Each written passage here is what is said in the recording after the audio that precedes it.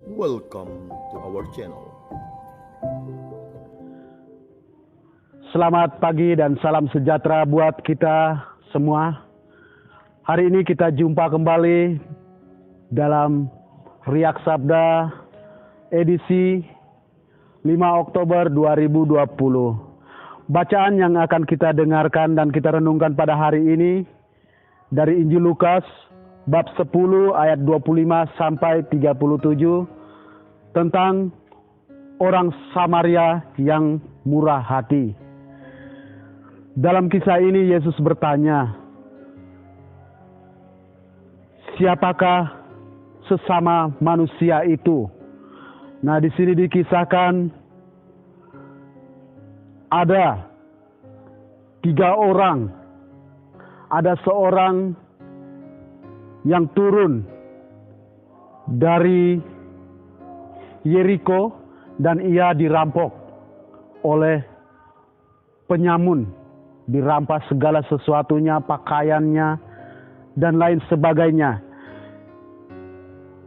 Terus setelah dirampok, orang tersebut diterlantarkan, dibiarkan begitu saja.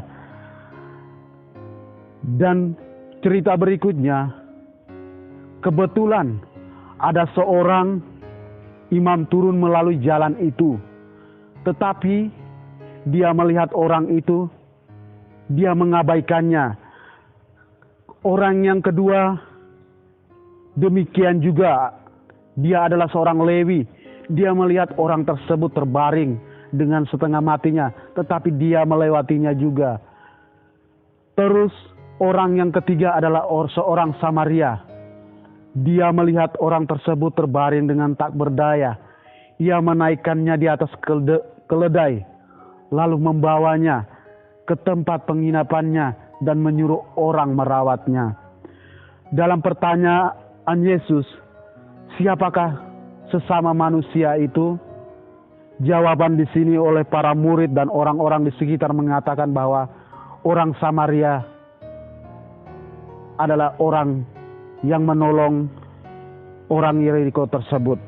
Sehingga saudara-saudari yang terkasih, bacaan pada hari ini mau mengatakan bahwa kasih itu perlu ada tindakan. Kasih itu perlu ada suatu tindakan nyata dalam kehidupan kita. 3 orang mempunyai kesibukan masing-masing. Seorang imam mungkin dia sibuk dengan melayani karena ia sudah berjanji dengan orang lain dan dia tidak bisa membantu orang tersebut walaupun dengan sekaratnya, ia meninggalkan begitu saja. Orang Lewi yang lewat di situ demikian juga. Mungkin dia mempunyai kesibukan lain sehingga ia melewatinya. Sedangkan orang Samaria yang disebut sebagai sesama manusia itu dalam ayat yang ke-36 sampai 37, dia walaupun mempunyai kesibukan tapi dia melihat orang itu dengan penuh belas kasihan. Sehingga dia tidak mengabaikan orang tersebut, tetapi dia mengabaikan kepentingan pribadinya dan menolong orang tersebut. Saudara-saudari yang terkasih, kasih itu perlu bukti, perlu suatu tindakan. Berbagai alasan kesibukan, kebutuhan yang menanti, terkadang kita mengabaikan kasih terhadap sesama kita yang ada di sekitar kita. Orang-orang di sekitar kita membutuhkan kita, tetapi kita mengabaikan karena kesibukan kita, karena pekerjaan kita. Sehingga di sini Yesus mau menegaskan bahwa jikalau kita bekerja untuk diri sendiri, tetapi tidak mengasihi sesama kita, bagaimana kita menanamkan kasih itu dalam hidup berkeluarga kita? Itu yang Yesus tekankan di sini. Kasih tidak tergantung kepada keadaan di luar kita, tetapi kepada keputusan dalam diri kita.